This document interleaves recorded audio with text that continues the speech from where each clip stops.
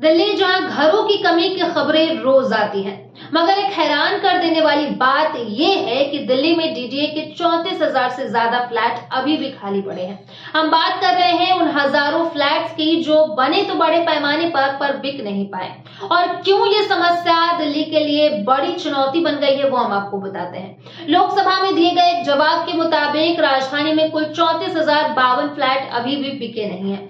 सबसे ज्यादा खाली यूनिट्स नरेला में है, वहां पर 31,487 फ्लैट खरीदारों का इंतजार कर रहे हैं। डीडीए पर उसका असर भारी देनदारी के रूप में दिखा है।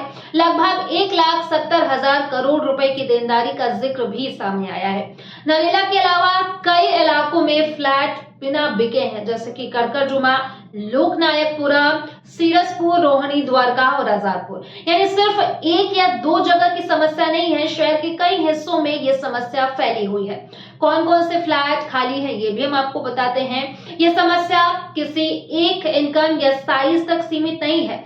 ईडब्ल्यूएस से लेकर के HIG तक हर कैटेगरी के फ्लैट में खालीपन दिख रहा है। यानी सस्ते फ्लैट भी और महंगे फ्लैट भी दोनों बिक नहीं रहे हैं। तो आखिरकार कारण क्या है? लोकेशन की समस्या है। कई फ्लैट ऐसी जगह पर हैं जहां से शहर की सुविधाएं दूर हैं, मार्केट, स्कूल, हॉस्पिटल नहीं है, कम कनेक्टिविटी है, मेट्रो या बेहतर बस कनेक्शन नहीं है, रोजाना आने जाने में दिक्कत होती है, सुविधाओं का अभाव है, पार्क, सड़कें, पानी, बिजली ये चीजें अगर नहीं है तो लोग घर लेना पसंद नहीं करते हैं। डिजाइन और कनेक्टिविटी, कुछ फ्लैट्स का लेआउट या फिनिशिंग खरीदारों को आकर्षित नहीं करती हैं।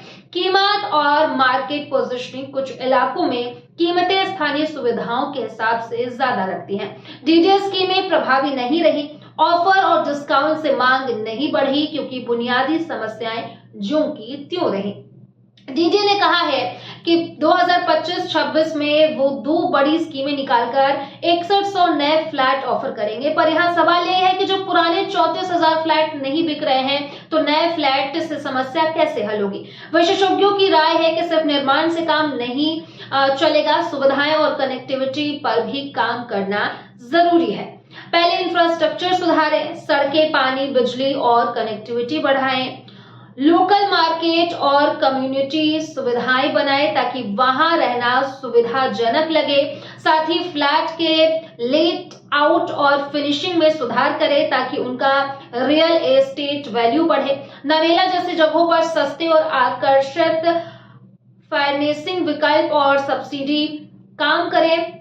सार्वजनिक निजी साझेदारी से इलाके में रोजगार और छोटे व्यवसाय बढ़ाएं, तभी लोग वहां पर बसना पसंद करेंगे।